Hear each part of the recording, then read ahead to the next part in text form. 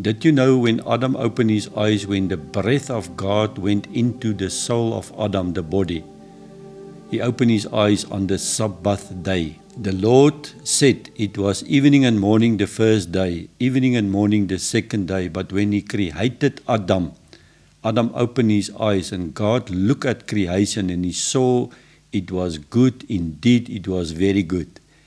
He never announced again it was evening and morning the next day, because God rested.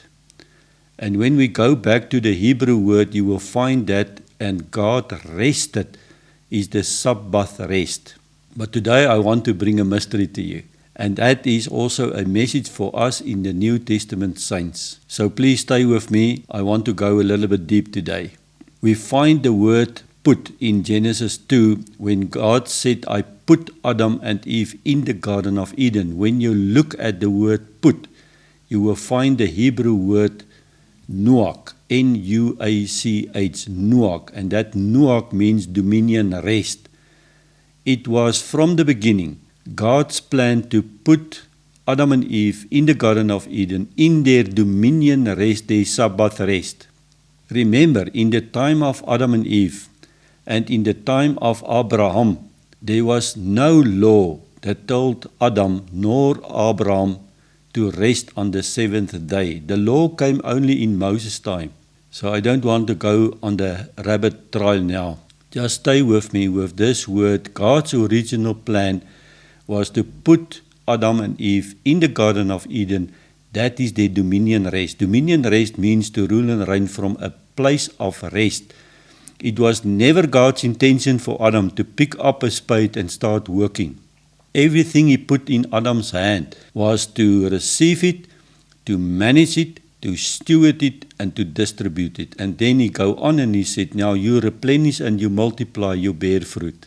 Genesis 2:15, and the Lord God took the man, he put him in the Garden of Eden to dress it and to keep it. And there you find the mandate of Adam of stewardship, to dress it and to keep it. And if you look at the word nuach, it means to settle down, it is to dwell, to stay, to give comfort, to cease, to be quiet, to remain, to rest, to set down. So recently I asked the Lord, why is it that Noah then came to a still stand at the mountains of Ararat? And I was meditating on it and I was doing some research, and then I find out that Noah is a derivative of the word nuach, dominion rest. Isn't that beautiful? God said, I will start over now with Noah to save the world. My intention with you, Noah, is to go back to your dominion rest. It is to cease from your own works. But then I asked, but what about this mountain of Ararat? And I found out that I miss it. We think it is the mountain of Ararat, but it is not. It is the mountains. It says it is the region of Ararat. And Ararat means a place of rest. So here comes Noah. Imagine for yourself on the ark, in the ark, without the engine, without the steering wheel, without nothing. He is just hovering over the waters for more than a year. That ark could have been to a still stand at any place on the world. But why do you think it came to rest on that mountains? God make a declaration, Noah, you can get out of my ark, and I want you to cease from your own works.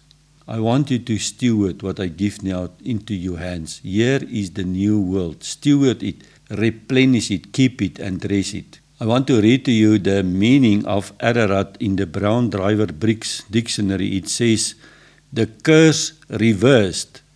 This is for me, music in my ears.